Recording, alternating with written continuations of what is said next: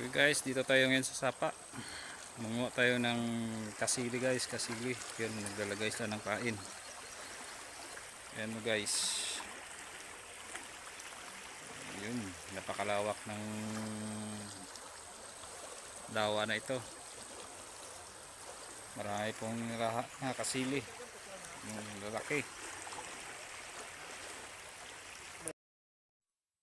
So mga idol, nakahuli tayo ng sili.